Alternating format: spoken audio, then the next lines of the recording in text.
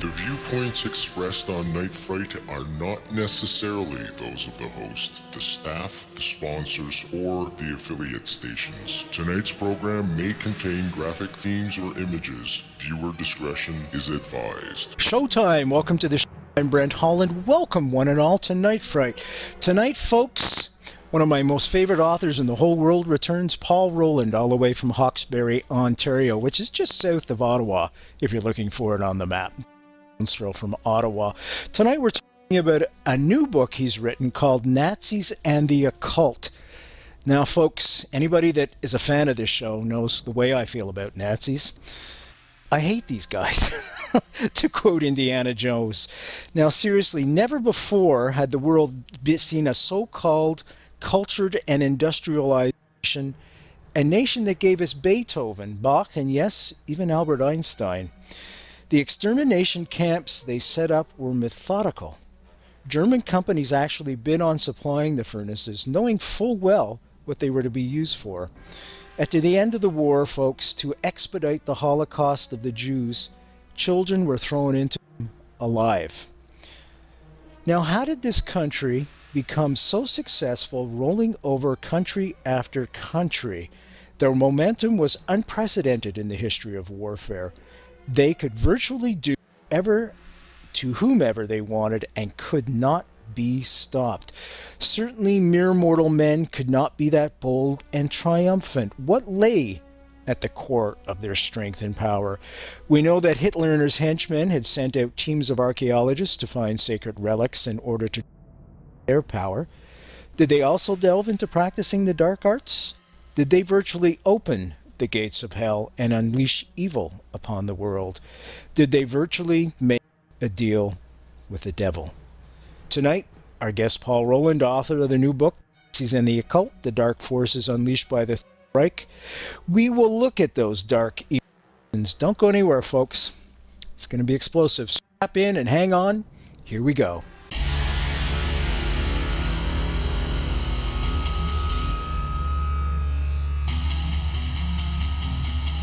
There is a time for question. There is a time for answers. There is a time to challenge. There is a time to speculate. There is a time for change. There is a time for truth. The time is now.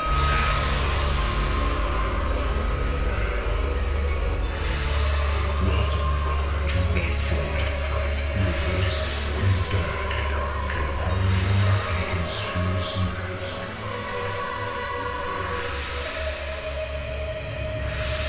And now your host, Brent Holland.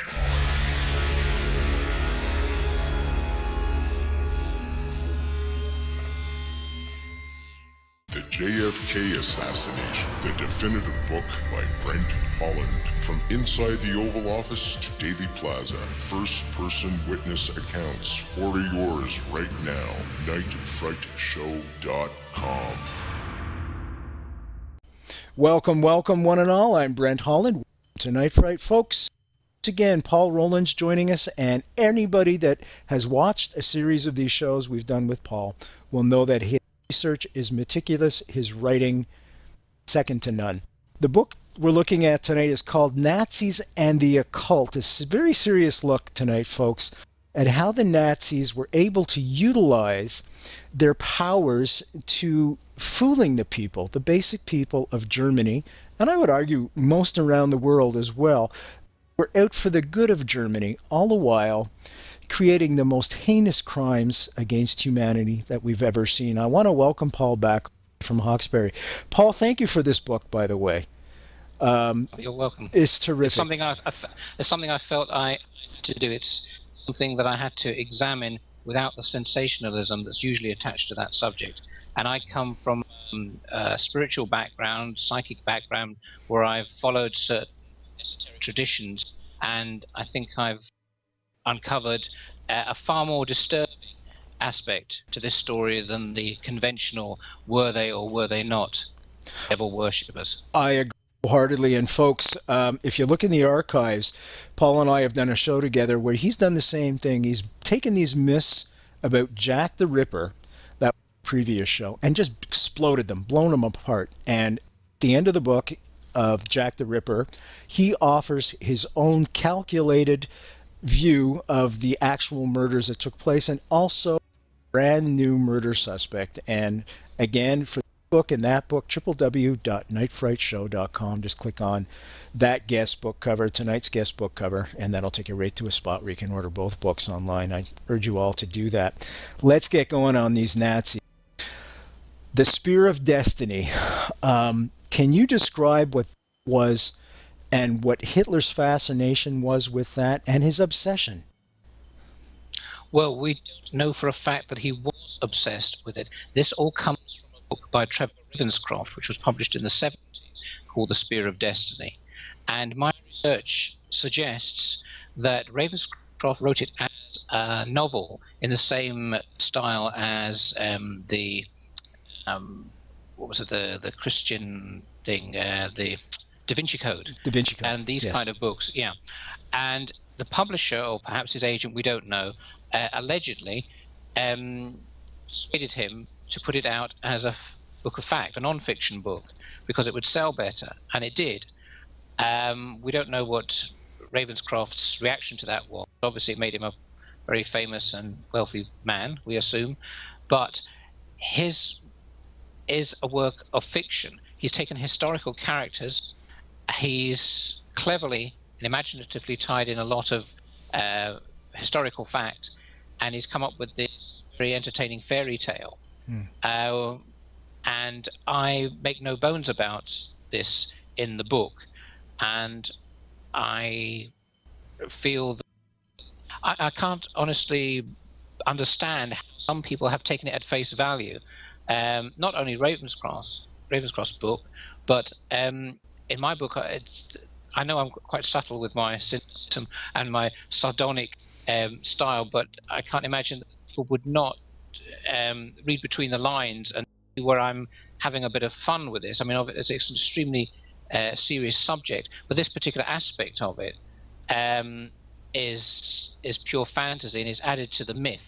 And I think it goes along with those people who believe in the Black Sun and the Nazi UFOs and all this kind of thing. And I think we have to keep our feet on the ground, because while there is this Raiders of the Lost Ark theme and element, ingredients, if you like, and they did pursue artifacts, ancient relics, some of them very seriously, in the hope that it would, and of course some very crackpot theories like the world ice theory, the hollow earth theory, in the serious hope that might be able to detect allied shipping by esoteric means and pendulums and all this sort of thing. Even though there was that element, the main thrust of the history is not fantasy. It was the brutalization and enslavement of half of the world by these thugs,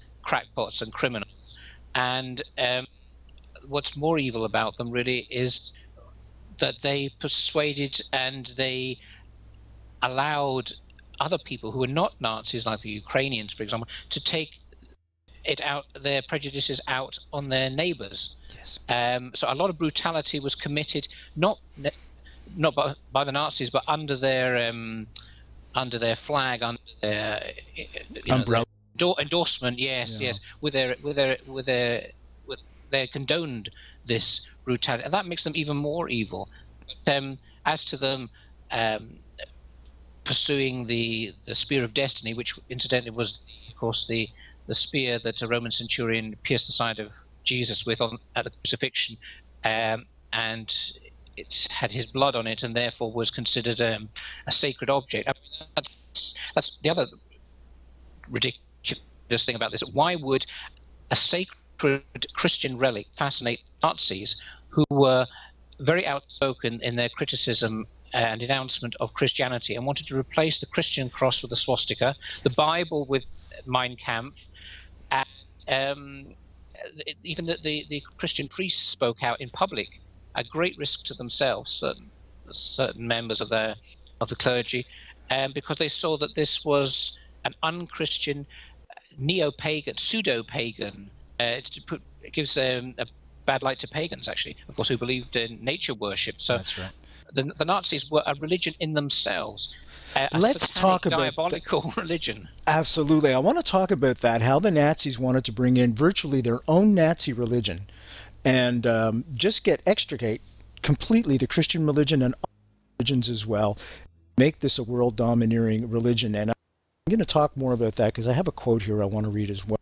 The JFK Assassination, the definitive book by Brent Holland. From inside the Oval Office to Daily Plaza, first-person witness accounts. Order yours right now. nightfrightshow.com. Folks, we're talking with Paul Roland. The book is called Nazis and the Occult, The Dark Forces Unleashed by the Third Reich. Easy way to get the book, folks, as always, www.nightfrightshow.com. Click on tonight's guest book cover. Get right to a spot for the book from the comfort of your own armchair. Incredibly meticulously researched and written. As always, with any Roland book you're going to get, it is always that way. And he busts down myths and not sensationalize, and takes the noise out of this subject so you can look at it squarely, like he did in our previous show with Jack the Ripper, which is also in the archives. Okay, they started to try and bring in their own religion. Now, this was chilling when I read this. Now, I just want to read a quote from the book, folks. Okay, it is alleged one night in 1933, Hitler announced his intention to tear up Christianity, root and branch. He declared, and this is Hitler allegedly speaking, "We must prevent the churches from doing anything but what they are doing now. That is, losing ground day by day. Do you really believe the masses will ever be?" Nonsense. Never again. That story is finished. No one will listen to it again. But we can hasten matters. The parsons will be made to dig their own graves. They will betray their God to us. Now, this is another quote on this same subject by a fellow by the name of Alfred Rosenberg, which he is supposed to have said, "On the day of its foundation, the Christian cross must be removed from all churches, cathedrals, and chapels, and it must be superseded, and only unconquerable system, the swastika." That's chilling. I had no idea until I read your book, kudos, they were actually trying to their own religion. Can we speak to that, Paul? Yes, I think that's what a lot of people forget or are happy to ignore, the fact that not only it wasn't a crime against Jews, but it was also a crime against gypsies, homosexuals, the disabled. That's right. They exterminated 10 little million. children, their own German children, if they were in any way mentally or physically defective, as they would have seen it. They secretly, they didn't even tell the parents what they were going to do. They simply murdered them. I mean, the cruelty and the horror of this is, well, unprecedented, and of course done in a modern civilized society. We're not talking about the barbarian hordes of Genghis Khan or something, you know. These were people educated and who should have known better, working within a society that was educated, had newspapers, had radio, for goodness sake. A democracy. Well, in the beginning. Well, but it was at the beginning. Yeah. And it suffered a world war and everything. So this is actually the core of the whole thing. How Hitler and his gang manipulated the masses, how they led them along, how they persuaded them, how they anesthetized them drip by drip with their propaganda and so on. And so whatever you may say against organized, institutionalized religion, and it has its faults, we don't doubt, I see no reason to give any credence to the Nazis for wanting to destroy religion. Let religion, if it's flawed, disintegrate, disappear by its own, naturally, if people do not require it anymore.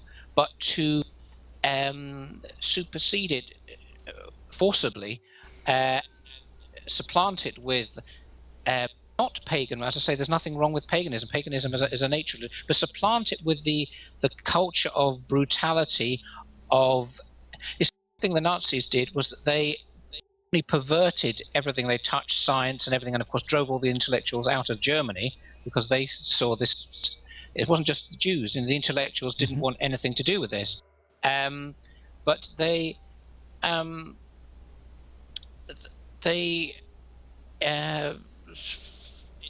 the basis instincts, prejudices of the nation.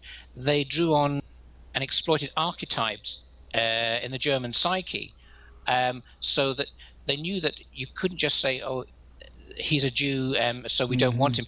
They would paint him as a dwarf, or go to these Volkish fairy tales that was in the national psyche. You see, that's what was so nasty, insidious, and cynical about the Nazis.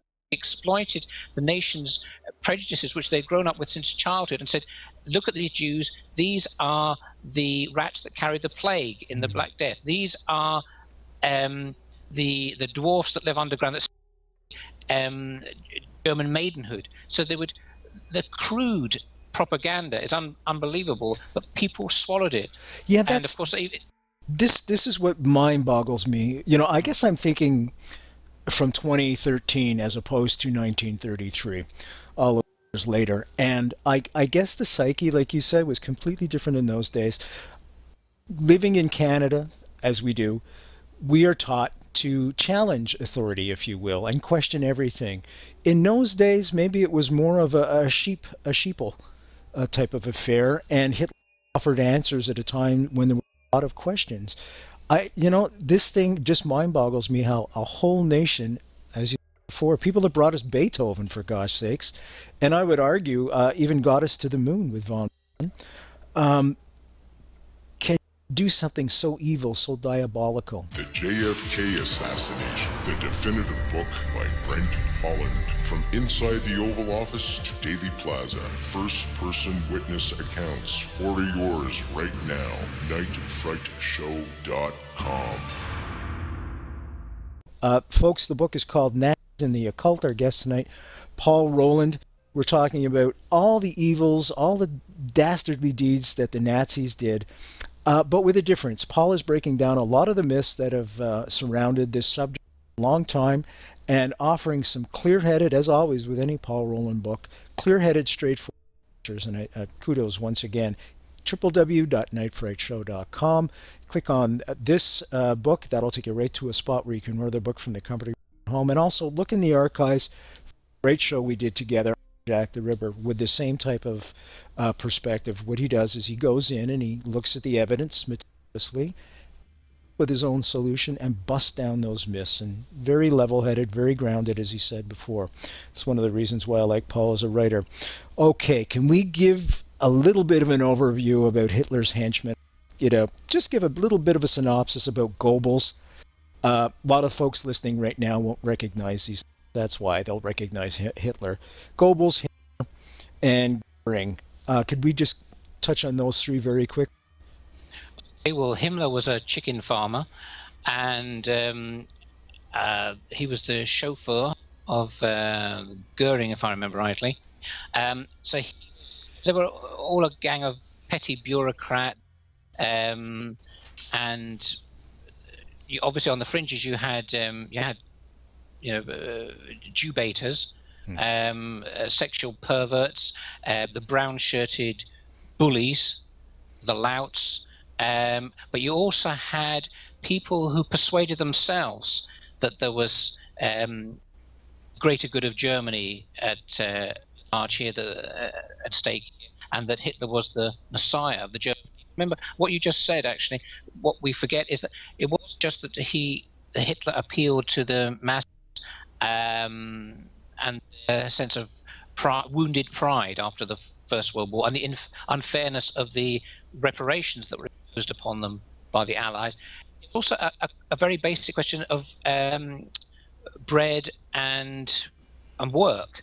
At that time, the Great Depression, to be promised by anyone that you would get a square meal every day, and that you would be gainfully employed, building the autobahns or whatever, public works.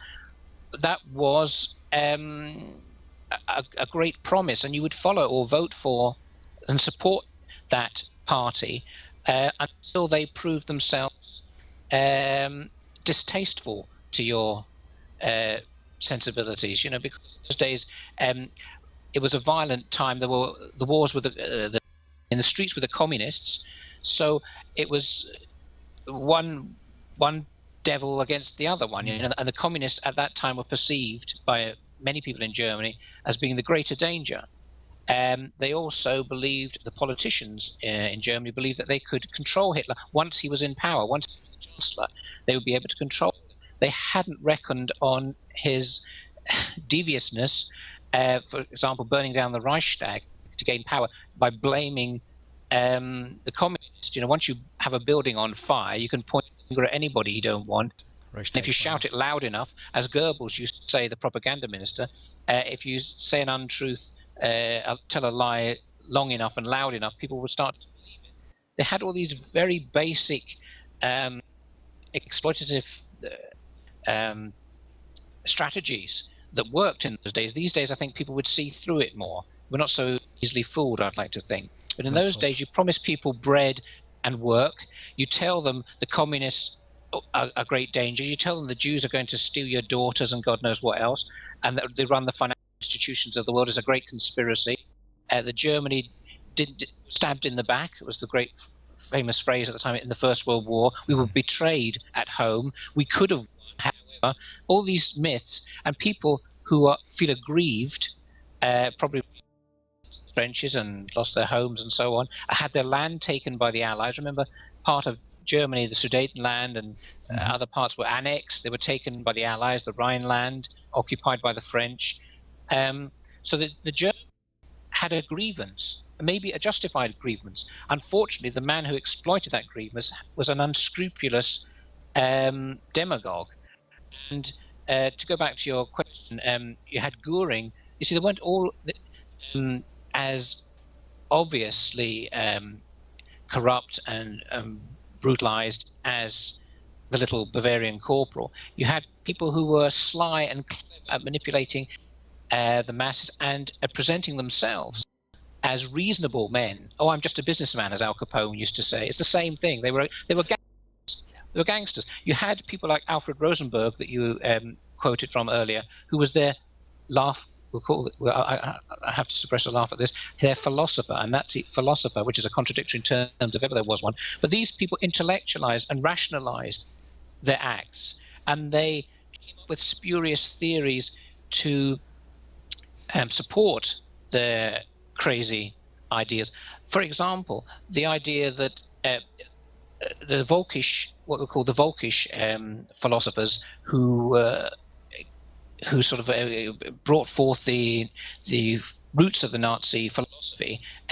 Prior to the First World War, we had Linz, Liebenfels, these von List, Liebenfels, these sort of people, the Volkisch philosophers. They imagined a great race of Aryan giants who were the superior master race. This is where it all comes from.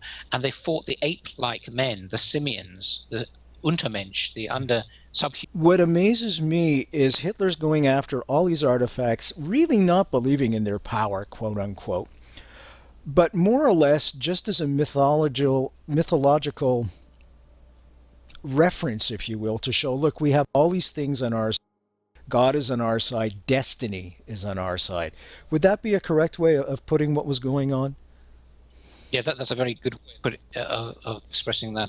Because we don't know whether Hitler really pursued these relics to appease Hitler, who was obsessed with astrology. He had his own personal astrologer, known as Himmler's Rasputin, and he was very much into the occult. He built the Wewelsburg castle, renovated it as a sort of Camelot. SS officers who would sit in a circle, unbelievable though it seems, and meditate to send their vibes to a general next door who was being interrogated. They wanted to get the truth out of him, that sort of thing. That was witnessed, that particular scene.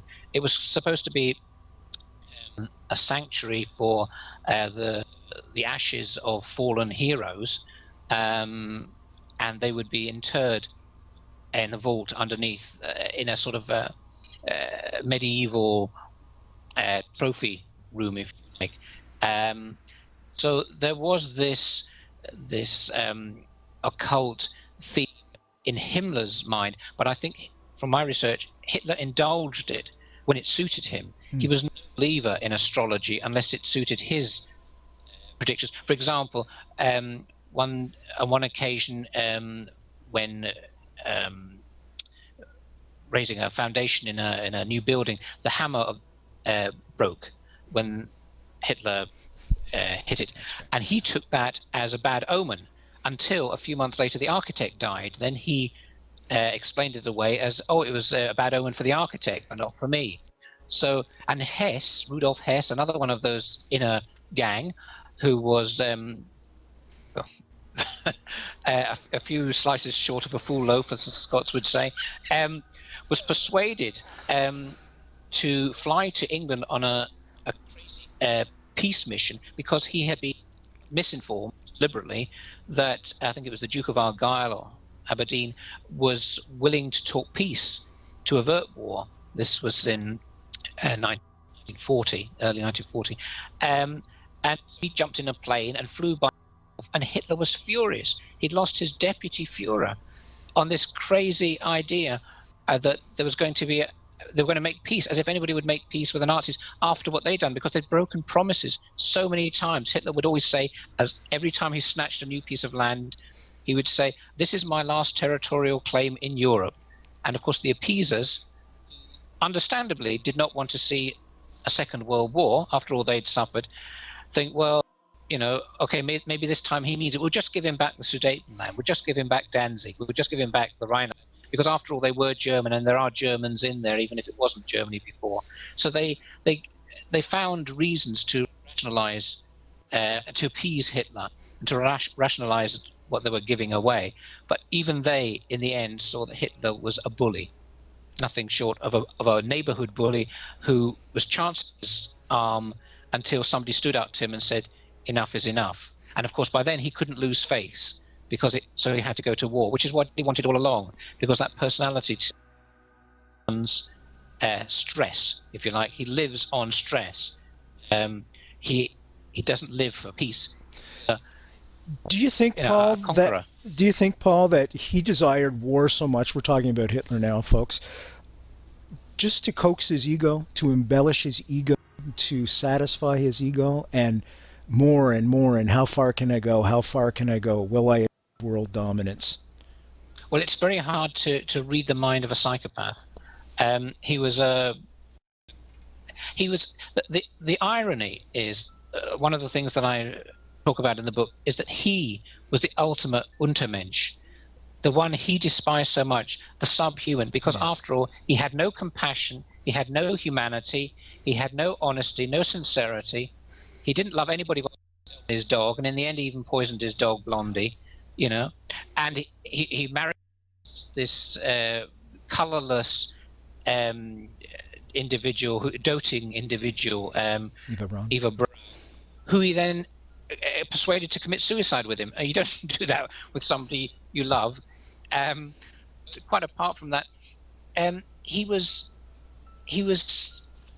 had no intellect. That's why he could not have been a magician in the conventional sense.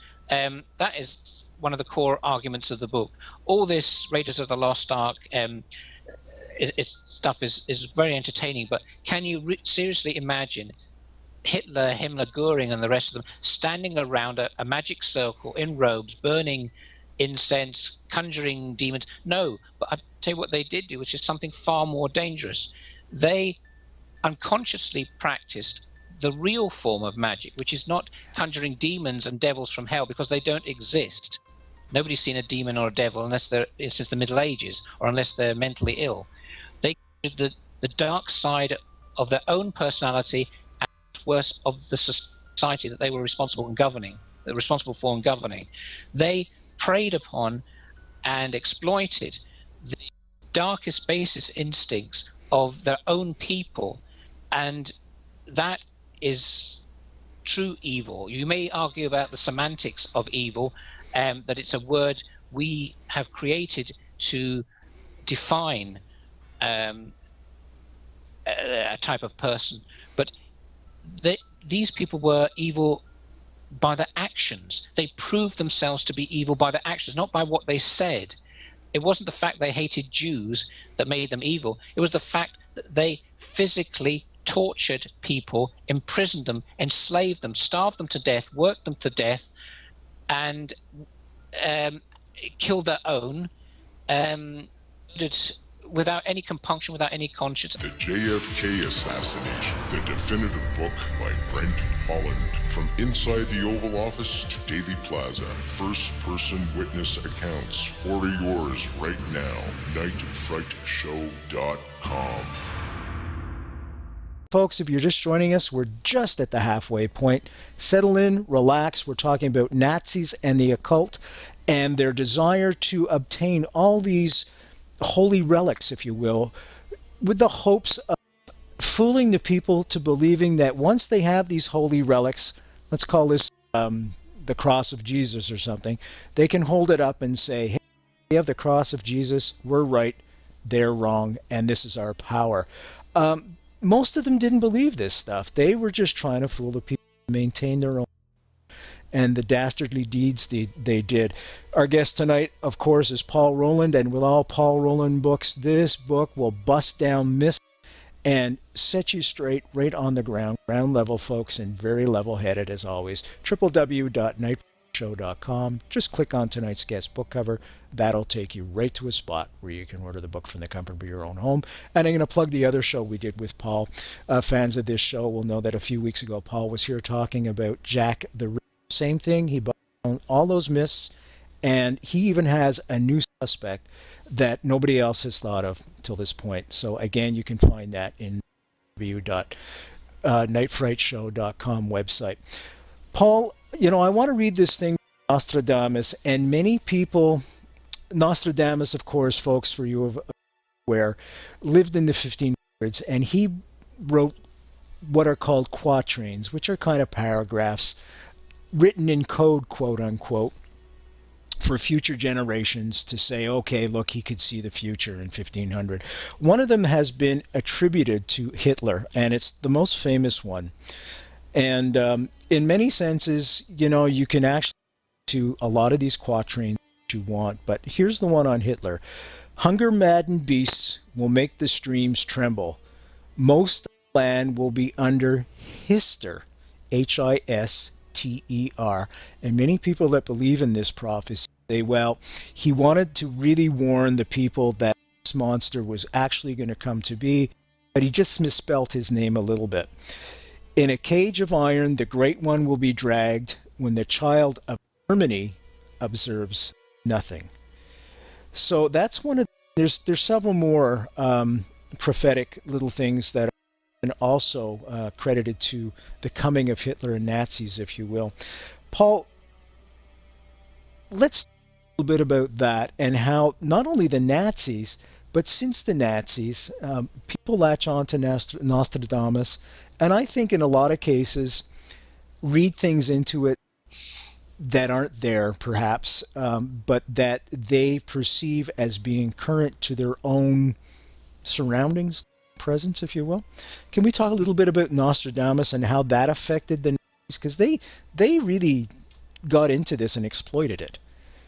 Yes, they used it for propaganda purposes by publishing fake magazines and periodicals after the events had taken place. So they looked, for anybody who read them, as if they had correctly predicted. And then they would put something else in, that they were going to be victorious in a certain campaign, so that the enemy would be demoralized. And they dropped these periodicals behind enemy lines, so they would be read.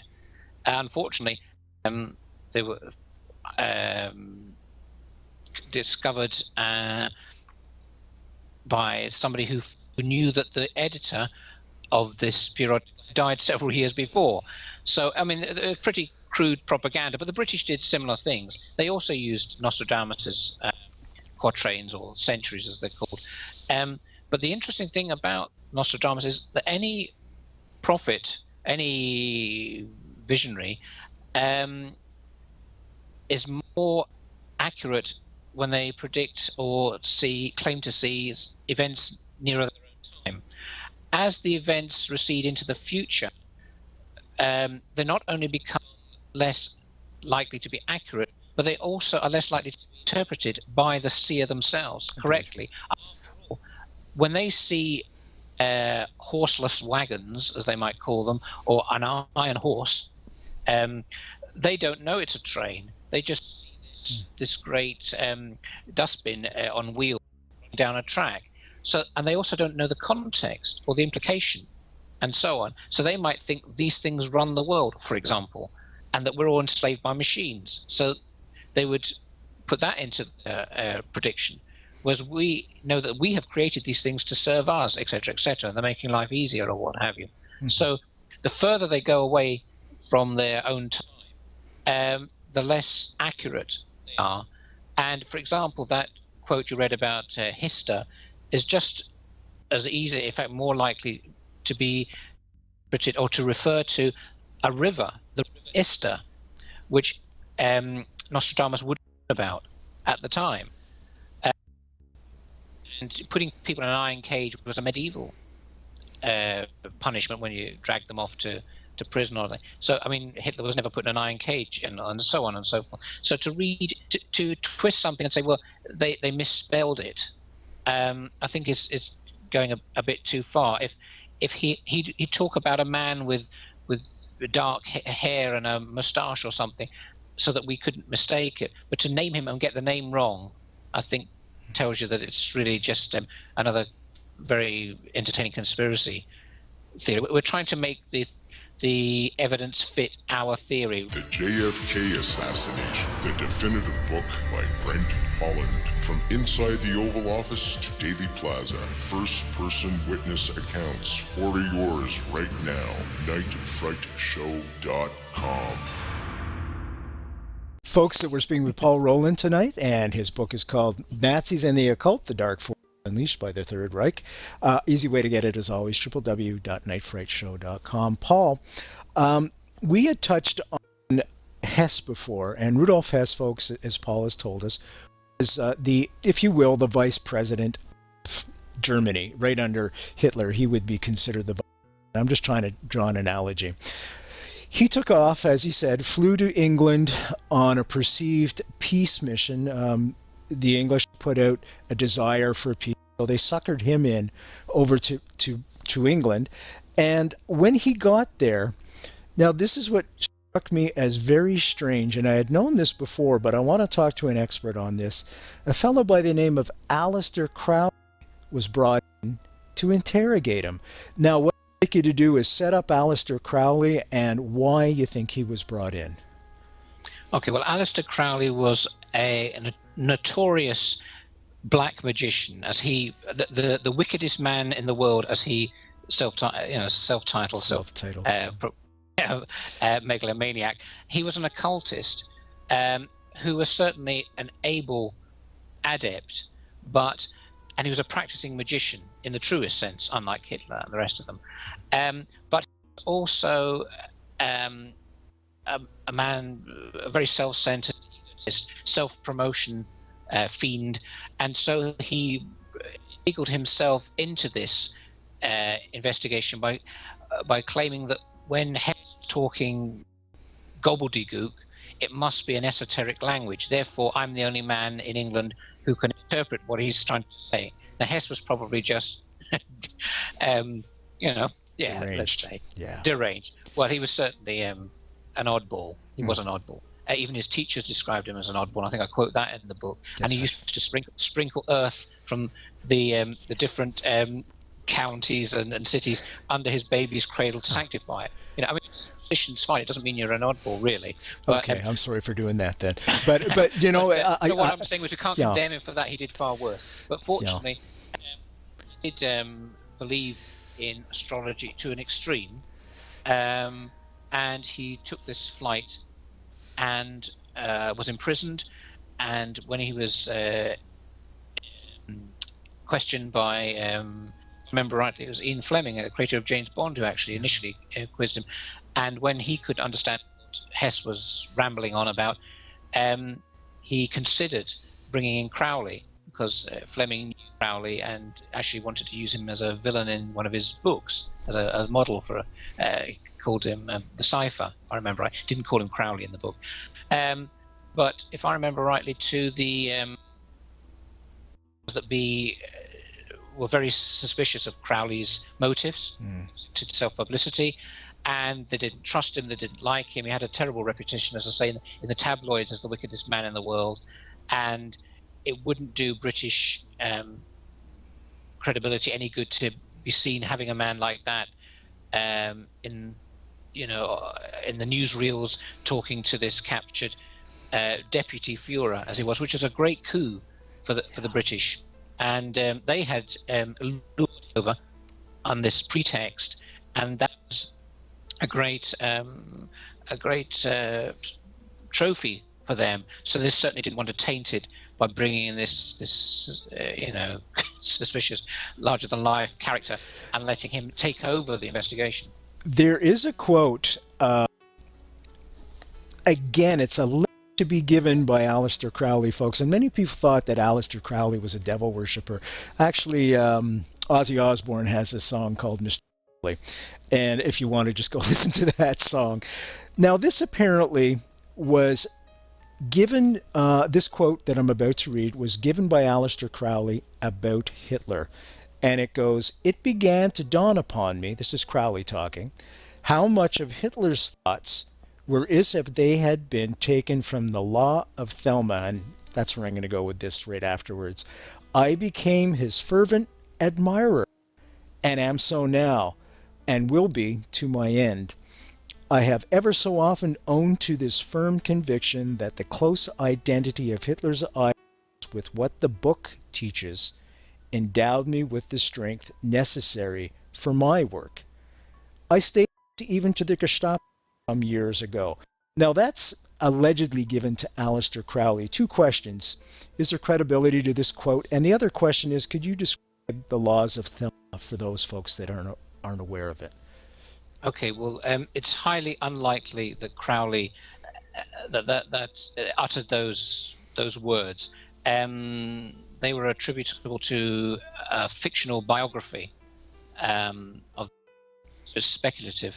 There was also other conversations in which Crowley allegedly spoke to George Orwell in Berlin in 1938, claiming that Hitler had taken mescaline and was a drug addict. Now, he did become a drug addict at the end of the war, when his quack doctor prescribed all these painkillers and basically made him an old man long before his time. But that's another issue. But other people who knew Crowley and Orwell dispute that this meeting took place, that it took place 8 years earlier, in 1930, and consequently there's no reason to believe that conversation ever took place. Crowley was also a great man for making provocative statements, just for the fun of it, like a naughty, mischievous boy, a child, which is really what he was. Somebody described him as a rusty little boy who never grew up.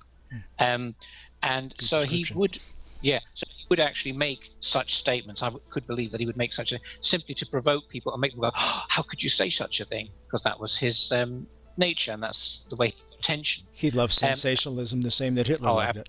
Well, exactly. Exactly. Yeah. So, but the laws of Thelma, to make it very concise, to do what thou wilt. That's the essence of it, which he borrowed from Rabelais. The idea was that you should not be constrained by petty laws. A person should be able to experience everything in life and decide for themselves what had value and so on. And that works for a person who's psychologically sound. But give that sort of advice to a teenager or a person with low self-esteem, self-discipline certainly. And they take it as the permission to do whatever you would like, regardless of the consequences. Now, Rabelais, when he originally made that statement, he didn't mean do whatever you like, regardless of the consequences. He meant within societies and within the moral laws of man, live life to the full, which is quite a different thing from Crowley's diabolical kill somebody if you feel like it, because you're the superior man and nobody else deserves to live. Now that's going along with this Nietzschean philosophy, and Nietzsche himself was not an anti-Semite. Actually, he was, in the book I say, he's quoted as saying, I abhor that, it makes me sick to think of that. But unfortunately his ideas were seized upon by the Nazis, who postulated this idea of the superior master race. What I liked about their your right to do, their right to do whatever they like to inferior race. But of course, the point of the Volkisch philosophers that Nazism had looked back to and taken inspiration from was a misconception of the law of as above, so below. Now that's an esoteric universal law, which basically is trying to say that the divine world is manifest in our world, and that the divine attributes are manifest in everybody, regardless of whether they express them or can develop them. Everybody has the divine essence. Everybody has the right to quality of life, the right to live, and so on. Some may be less educated than others, but that's a different thing. Some may be less considerate than others, and all these other things. But basically, we all have the divine spark. And the Nazis willfully, and their Volkisch predecessors, who are important in this story, von Lebensfels and these other weird, wacky characters, they deliberately and willfully misunderstood it, and thinking that as above, so below means there is a hierarchy of human beings. And the Nazis, the Aryans, who descended from this Atlantean race of giants, were the superior people, and everybody was inferior, the ape-like people who should be enslaved and made to work for their superior masters. Now that is Nazism, the Nazi philosophy, in quotes, at its worst and at its most cynical, and that people who are apologists for Nazis these days, and I'm afraid there are a lot of them, ignore this, deliberately ignore it, or are ignorant of this. Now this is a very important point, that everybody has the divine spark within them and deserves the respect of everybody else in the world, unless they do something criminal, obviously, in which case they have to be punished or locked away. But you do not have a race of superior people. You have a race of people who are fortunate to be educated more than somebody else, or enlightened, or however you want to put it, developed in other ways. But the Nazis saw it as an indictment of their perverted philosophy, which was that there was a superior race descended from these mythical, they weren't even real, mythical Aryans who never existed, and Atlantis, which may or may not, but probably exist. And so their whole ideology was false, corrupt, and unsteady. I mean, in the end, they had to fail. They were fated to fail. Nazism was fated to fail. Once the Allies stood up and said, they're evil and we're good or not, it doesn't matter. Yes, we've got as many dubious characters and self-centered people and criminals in America or England as anywhere else. We know what people are like. People are, basically the same the world over. But en masse, we are the good guys, and we're not trying to conquer anybody. We're just trying to defend our right to live in peace. And you're murdering people who are defenseless, and you're enslaving them, and you're corrupting others around them to do terrible things they wouldn't otherwise have done, because you're saying it's all right to do these things. And that's where you get this concept of good and evil. It was not good and evil in the sense of angels against demons. This is mythological. This is biblical terminology, and people used this at the time to stir up emotions, to get good people on their side, and fair enough. But when you come to look at it, it was men against men. That's right. And what do they say? That it only takes good people to not for evil to. I was going to say, Brian, Burke's quote, the thing that makes, oh, gee whiz, I'm going to bastardize this to hell. The only thing that is required to make evil exist is for good men to do nothing. Yes, quite. Paraphrased it, but that's the idea, folks. And you've got to do something when you see something wrong. Stand up and do something. So I'll just say one thing. I think it's a very dangerous thing for people today, so far removed from those times, to buy into the propaganda of neo-Nazis and the Nazis themselves, that Hitler was a misunderstood strategic and political genius. He was not. He was an Untermensch, as I say. That's the irony. The superior people were the victims who kept their humanity when they were so deprived of the basics of life, herded like cattle, and forced to witness unbelievable acts, which I couldn't even put in the book. You alluded to one of them. And I think people who see Raiders of the Lost Ark and all the other Iron Sky and all these, where Nazis are either buffoons, portrayed as buffoons, or as these black-shirted villains, these two-dimensional characters. They have no understanding. This is not what they were. Maybe there was some good in Germany, I don't know. There was the White Rose Society, and very small resistance pockets. Let's not condemn all the Germans as Nazis. That's very bad too. But the Nazis were evil, if that word could ever be used in a justified way. What they did was inhumane, and that's why they were fated to fail. Unfortunately, evil can cause great trouble in the world for a considerable amount of time, which is why we cannot just ignore it. I see it this way, Paul. I see the dichotomy. There's essentially an energy of good. There's an essential energy of evil. They're both in balance together. The human free will, if you will, has a choice to go into one or into the other. The Nazis went into the evil one, if you will. And I fear that it is ever present, has been ever present. We look at Rwanda. We look at what's happening in Syria right now, folks, and around the globe. And the Taliban, what they do to women and anybody who doesn't believe in their dogma. It's terrifying, the capabilities of what one human being can do to another, and to entice other people to do the same thing. And that is what is essential and what is the foundation of this book. It breaks down the myths. Literary giant with it, right, folks? He is a true deep thinker. He looks at things level-headed and right from the ground roots up. Breaks down all the myths, as he did with our previous show, Jack the Ripper. The book is Nazis and the Occult, the Dark Forces Unleashed by the Third Reich. Our guest tonight from Hawkesbury, Canada, just right below, a few miles outside Ottawa.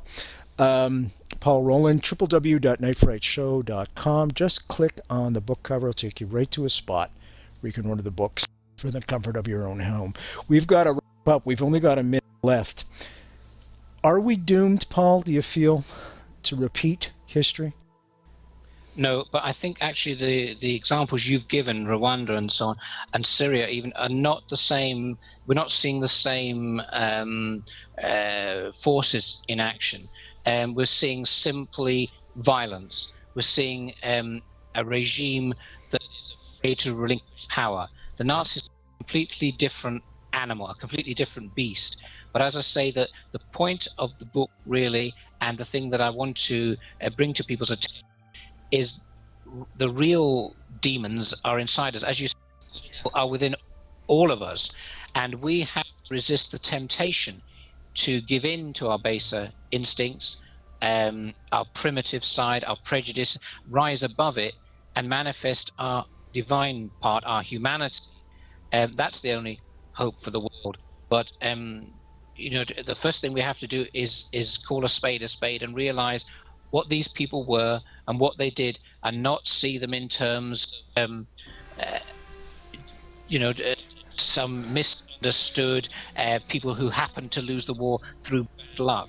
It's quite different, and I do despair when I hear some of the people who are trying to make an intellectual argument, trying to justify by being going into semantics. Oh, but evil is not a real concept. It's a man-made thing, and all this nonsense.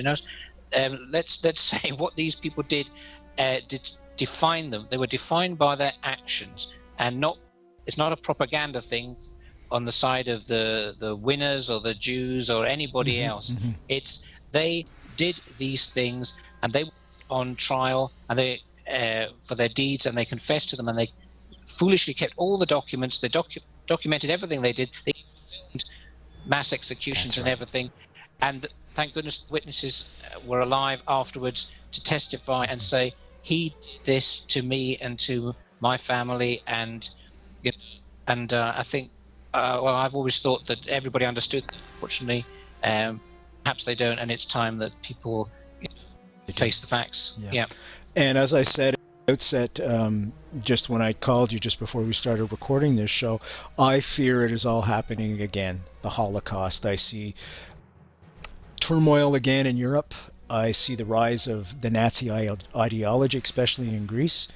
And that whole thing, blame the Jews again, and it terrifies me. I'll tell you why, folks, too, because right here in Canada, on a campus near you, Apartheid Week, and I had attended an Israel Apartheid Week conference twice. The first time I attended, I was accosted. I was beat up for having an opposing view on a Canadian campus, and I was very polite. I didn't call out. I had my hand up and everything. The second time I went, I was ridiculed. Racial slurs were hailed at me, and it's happening again in the guise of let's pick on the Jews. Let's call them Zionists this time. Let's say that they have no right at all to be in Israel, and that way delegitimize Israel. Already we're seeing archaeologists come out and say that no, King Solomon's temple was never there. It was always the temple on the mount. So we have a big problem now, and God forbid it should ever happen. That's why I do a lot of shows on Nazis. And as I said at the outset, I hate these bastards. I'm Brent Holland from Night Fright. Thank you all for joining us, and thank you, Paul, once again. See you next time.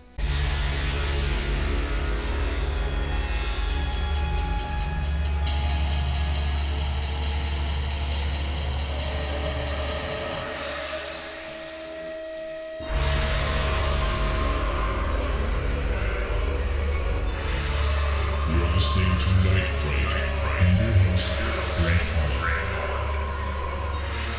The time is now. Your voice in the dark for paranormal and conspiracy.